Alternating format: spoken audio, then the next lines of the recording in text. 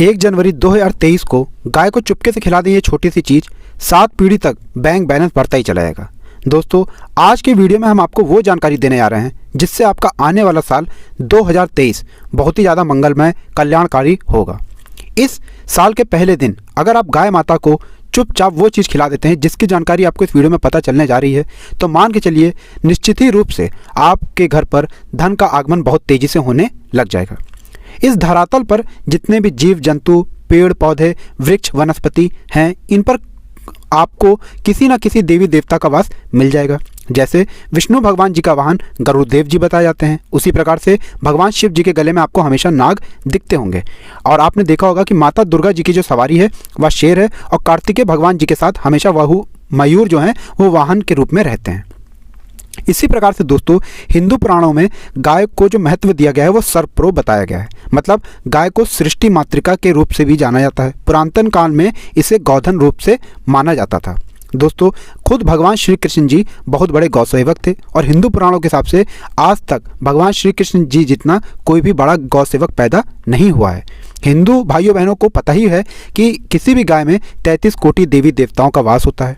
आपको एक बात बता दें दोस्तों, किसी भी व्यक्ति के जीवन में जब भी पाप बढ़ जाता है तो वह गौ सेवा इसीलिए करता है ताकि उसके हर जन्म के पाप धुल जाएं। दोस्तों, आपको बता दें, अगर आप गौ माता की सच्चे मन से सेवा करते हैं तो आपके हर पाप तो धुलते ही धुलते हैं, आपको भौतिक सुखों की प्राप्ति होती है।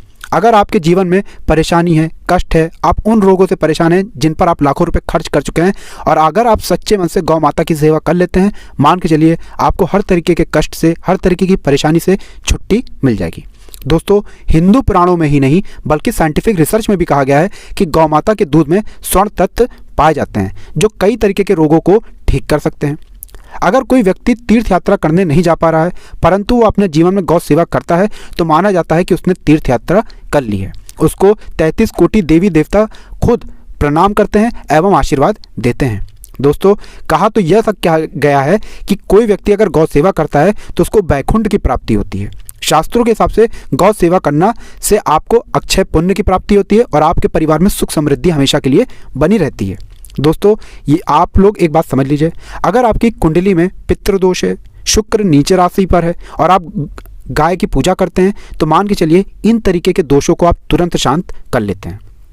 आपको अगर नहीं पता तो जान लीजिए, गौ माता के गोबर में माता लक्ष्मी जी वास करती हैं। इसी प्रकार से गौमूत्र में माँ गंगा जी वास करती हैं। आपने देखा भी होगा कि दिवाली के दिन, शादी के दिन या घर में कोई भी पावन पर्व हो, वहाँ पर गौमूत्र एवं गौ गोबर जरूर लाया जाता है। इसके बिना जो पूजा होती है वो अधूरी मानी जाती है। आज की वीडियो बनाने का हमारा जो मकसद है वो आपको वो जानकारी बताना है दोस्तों, जिसके चलते आपको सिर्फ गौ माता को कुछ चीज़ें साल के पहले दिन खिलानी है और आपको धन की प्राप्ति होगी। मान लीजिए आपके घर पे धन आना बंद हो गया था तो धन आने के सारे रास्ते खुल जाएंगे, आपके जीवन के पाप धुल जाएंगे, आपके घर में सुख समृद्धि पूरे साल बनी रहेगी। और अगर आपने कर्ज ले रखा था 2022 में, उसके मायाजाल में आप फंसते चले आ रहे थे, उस मायाजाल से आप 2023 में आज़ाद हो जाएंगे। तो मतलब आप भी चाहते हैं कि आपके घर पर माता लक्ष्मी का आशीर्वाद आए, आपके घर में धन सुख समृद्धि आए, तो सबसे पहले आप वीडियो को लाइक कर दें और कमेंट बॉक्स में जय माँ लक्ष्मी लिख दें।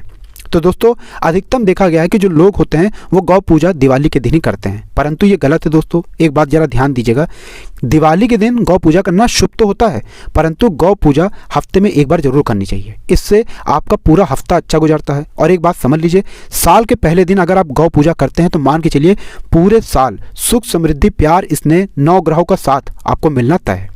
तो जो आपको हम बातें बताने आ रहे हैं उसको कॉपी पेन में लिख लीजिए, क्योंकि यह क्रिया करने के बाद मान के चलिए पूरे साल आपके घर पर धन का आगमन बना रहेगा। और अभी तक आपने वीडियो नहीं लाइक किया तो कृपया करके तुरंत वीडियो लाइक कर दीजिएगा।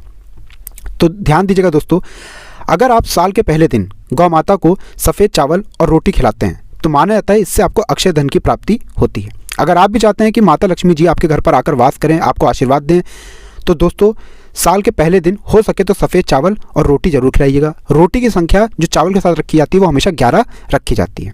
दूसरा, अगर दोस्तों आप गौ माता को तिल के लड्डू खिलाते हैं तो मान के चलिए आपको आपके कई तरीके के पापों से छुट्टी मिल जाती है। दोस्तों, कोई भी व्यक्ति जो गौ माता को 31 तिल के लड्डू तिल खिलाता है तो माना यही जाता है कि आपको कई तरीके के पापों से छुट्टी मिल जाती है जो आपने पिछले जन्म में किए थे या इस जन्म में जाने अनजाने कर दिए थे।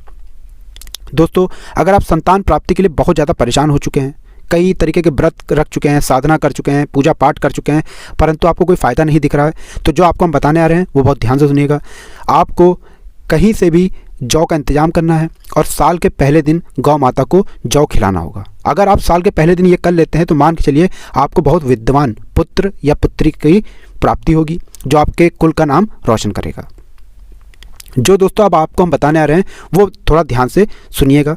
मान लीजिए आप लंबे समय से बीमार चल रहे हैं, किसी ने आपके ऊपर काला जादू, काला मंत्र, तंत्र, टोटका इस तरीके का कुछ करा दिया था, आप दवाइयाँ करा करा के थक चुके थे, अस्पताल जा जा के थक चुके थे, लाखों रुपए खर्च कर करके थक चुके थे, तो अब जो आपको हम क्रिया बताने आ रहे हैं वो बहुत आसान सी क्रिया है। आपको सिर्फ 1 बाल्टी जल लेना है, शुद्ध जल होना चाहिए, इस पर 11 चम्मच शक्कर डालनी है और किसी भी गौ माता को इसको पिला देना है। अगर गौ माता वह पूरा जल पी जाती हैं तो मान के चलिए जिस बीमारी से आप परेशान हो चुके थे, थक चुके थे, इलाज करा करा के थक गए थे, दवाइयाँ खरीद के, अब आपको उन सब चीज़ों से छुट्टी मिल जाएगी।